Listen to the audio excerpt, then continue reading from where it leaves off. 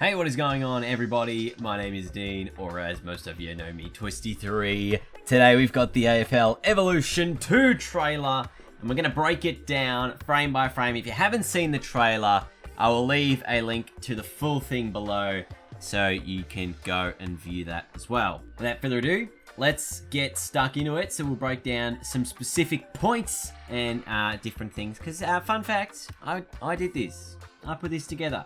So if it's bad, you can blame me. Sorry, I already missed it straight away. First thing, Razor Ray.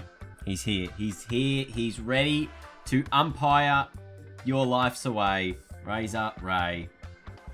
Then we head into the Collingwood, sort of a run out from the MCG tunnel. So as you can see, there's banner text now. This will change depending on a number of things. I'm not going to really point all of those out now because I don't want to give too much away. But the banner text does change. It's not always going to be the same text. Obviously, there is limits to how many banners there are, but I believe there's over 200 banners in the game was the figure I got last year from the guys at Wicked Witch. This took more than 200 banners in the game across the team, so it's a pretty solid work output. And of course, Carlton, the Carlton skipper Paddy Cripps there.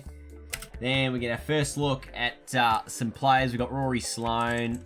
I'm not sure who that is because I don't really follow Adelaide. Is that Brodie Smith?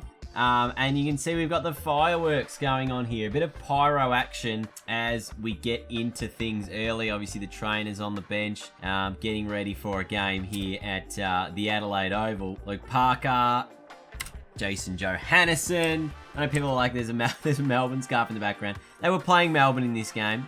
Alright, that's what it was. Then we get the MCG. You can see, obviously, the starting positions. You got the 6-6-6 lineup, the guys on the wing as well. That's pretty much it, all to cover in this section.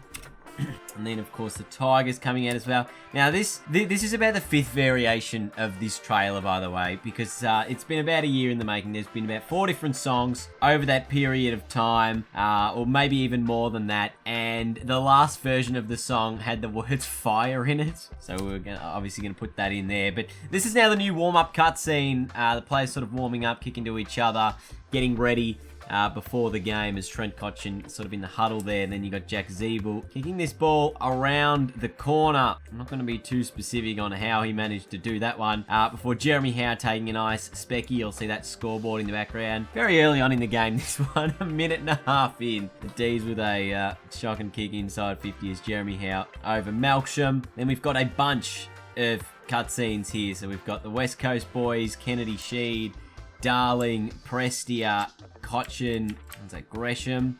For the Saints, there's Sava Radigalia, the Hawk. We've got Charlie Curnow, Ed Curnow. Who's that? Is that Paddy Dow? No, it's not. That's Mitch McGovern in the number 11. You've got Robbie Gray, Connor Rosie, Toby Green, Mason Wood, Ben Brown, Luke Shuey with his trademark celebration from that, where was it?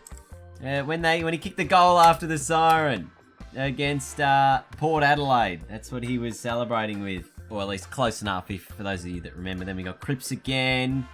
Ablett, no beard for Gary Ablett, has been removed. Not everyone has had an updated version of their head, might I point out. As you can see, Selwood's still the same one from the previous game. Toby Green getting involved in some biffo here with Josh Kennedy. And that's Tim Taranto with him there as well. Brandon Ellis, buddy. It's very quick. So if you haven't seen the trailer, go do it. Because it does happen very quick. There's nothing really I can point out in these clips here. Because they're all just cutscenes for the moment. Then you get Dustin Martin absolutely just fending off. Who's that there? That's Reece Stanley getting rid of him. You know, hell of an effort while Buddy Brutes another goal. Then we've got the mark of the year, Liam Ryan. Spectacular stuff over Maxi Gawn here. Great effort. Another mark here. There's who's that down there? That's Orazio Fantasia. A lot of people say I look like Orazio Fantasia. I don't see it too much. But Sam Doherty getting up and about here. Where have we got? Then we got a big tackle here between Dullhouse and Hamish Hartlett. Really just going down there before Tex Walker with a big fly over Tommy Jonas. Callum Ward with a big leap over Tommy Mitchell down there.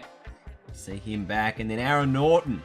No mullet at this point. Obviously, this would have been done back at the beginning of 2018, for those of you who are wondering when these face scans sort of took place for a lot of these players. So the sort of January to April period, I think, in 2018 is when we were doing these. So it was quite a long period of time that it actually took to go around to all the clubs to do these face scans. I was a part of a number of them. I even traveled to Adelaide to do some of those as well. So that was a good little experience for me. This is, of course, Marvel Stadium. You can see all the updated branding on Marvel Stadium. Roof open here. You can see the Coventry end in the background. I don't believe that sign was in the previous one. So definitely a bit of an improvement there with the stadiums. Jamie Elliott around the corner. Where's this? Is this the SCG? It must be the SCG.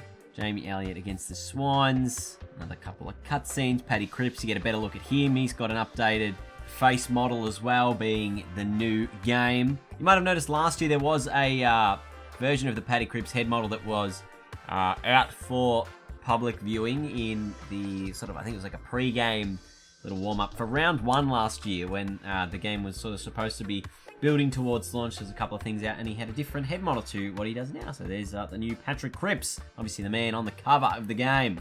Buddy again, and look at this ball, absolutely curved. Love that. Look at the curvature. Beautiful stuff from Dan Rioli down there, ripping snapshot. Then we've got the day-night cycle again, for those unaware. Obviously the game transitions from day into night. This will depend on your quarter lengths, obviously. So each quarter is going to go for about 30 minutes in the real world anyway. So your time will scale depending on the game, you know, how long your quarters are. So if it is a 2.5 minute quarter game, you will still go from, you know, twilight to night if you start the game at 4:30. That does scale based on the time of the game, and if you play 20 minutes, obviously it's going to take longer for that shadow to go across the field. You can see that sun setting in the background, and whoosh. Then we got Charlie Cameron getting around a lot of the Brisbane players there. You've got Mitch Robinson, Cam Rayner, Dan McStay, Lockie Neal. I think that's who's that in the background? Hugh McCluggage in the background there. Cripps again, and Bontempelli. Jack McRae putting a big bump on David Swallow. Robbie Gray, you get a better look at him. Then we got the Shanghai Stadium. It's only in there for a couple of frames. Obviously that game not going ahead this year due to obvious reasons. Obviously we will not be playing in Shanghai this year. We might not even be playing at all. So this is obviously things we got a little bit of questions for. Kane Lambert celebrating. Patrick Dangerfield winning a one-on-one contest as Joe Danaher takes another mark here at Marvel Stadium. You can see the scoreboard up the top there as well. And these are all dynamic scoreboards. It's on most of the stadiums. But as you can see again, the scoreboard at the background there of Marvel Stadium. So all of the stadiums, I believe all their digital scoreboards do have something on it in this game. You'll have to double check on that one for me, but I believe all of them are supposed to be unique to their real life counterparts. They will update throughout the match dynamically as, you know, the score and time evolves as well. 2 Meter Peter here at Metricon. Can we see a scoreboard in the background there? I think you can. Just down there, you might be able to see the score a little bit as we get into some more action. Degoe. Then Tommy. Sorry. And you've got Tom Lynch, Jeremy McGovern. Obviously, again, sort of start of the game stuff going on there. There's Bond, Dunkley, and McRae. Some more biffo here with Jack Viney getting involved with Gresham for the Saints. And then here we go. This is Blunston Arena once again. You can see that scoreboard in the background, which is ridiculously high scoring for early in the game. Maybe there's some clues in that for some people. So you can think about that however much you will. Obviously, a dribble kick there. The North Melbourne boys, Higgins, looking very nice and sharp. Dylan Shield also looking very nice over there in the Essendon Bombers. Has his shoulder strap? Maybe he's not playing with the shoulder strapping this year, so we'll wait and see on that one. Charlie Dixon getting up there for a mark. Now, this one, I don't know. This is a blink and you'll miss it moment from a lot of people here, but I spent probably too much time doing this moment here. This is Marlon Pickett blind turning. I know he blind turned Whitfield in the grand final, not Nick Haynes. But you will notice that the scoreboard up here because I put some effort into this one. Is the actual score when he did the blind turn. So get around me for actually doing that. Luke Parker again. He looks really good, Luke Parker. There's a lot of really good looking head scans in this game. There is a lot of really good looking heads in this game as well. As you see, another one here. What's that? Michael Walters getting up over Jacob Wiedering. Another good close-up of Whitfield tackling down Tom Mitchell. Then Atkins here as well. There's Andy McGrath in the background. There's Matt Crouch. Plenty of recognisable faces here at the Adelaide Oval. Josh Kelly again on the G against the Ds. Luke Baroost for the Hawks. Gee, that's a good mark right inside the boundary line. What do you reckon this one is, gentlemen? Or ladies? Does he take the mark? He's probably got the ball inside the line there. Very nice. Who's that bloke in the background? There's a Brisbane bloke in the background, but he probably got this ball just inside the line. Umpire might have kicked him on the way through too. You know, we've got Ablett, you can see Dalhouse there, and Matty Nichols. And then we end on Patrick Cripps taking a big fly. AFL Evolution 2. It's coming. It is coming. So that's going to be it for today's video, everyone. I hope you did enjoy it. Obviously, AFL Evolution. The evolution continues. Obviously, AFL Evolution 2 coming to PlayStation 4 and the Xbox One on the 16th of April, which is just about 3 weeks away for those counting down the days. It's pretty close, hopefully. We're going to be seeing some gameplay very soon. So, obviously, that's it for the trailer. That, I don't know, what did you think? What did you think? Did you like it? Did you hate it? Let me know. I'll take everything personally. The game's coming to PlayStation 4 and the Xbox One on the 16th of April, which is just under 3 weeks away, so you'll be able to get your hands on it and play it in no time at all. Obviously comes at a great moment with, obviously, the AFL being suspended up until the 31st of May at the earliest is when we're going to see games again, which would be June the 1st, which would be a Monday. Imagine starting football back on a Monday night. It would be bizarre, but hopefully that we can get back to normality in the world sooner rather than later.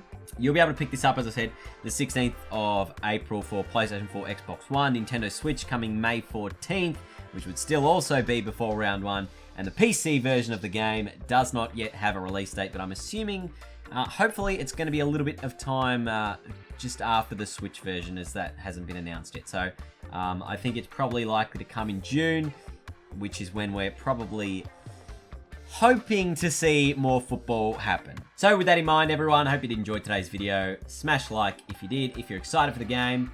And let me know what you are looking forward to in this game. Obviously, we're going to see some gameplay very soon. I expect that to happen over the next week, if not the next 2 weeks, where we'll see a bunch of stuff. And hopefully I can, fingers crossed, get some gameplay out for you guys early as well, so I can break down some of the new things to look forward to in this game. There's also a game mode that hasn't yet been revealed. Anyway, thank you guys so much for watching today's video. Have a good one, and I'll see you all later. Goodbye.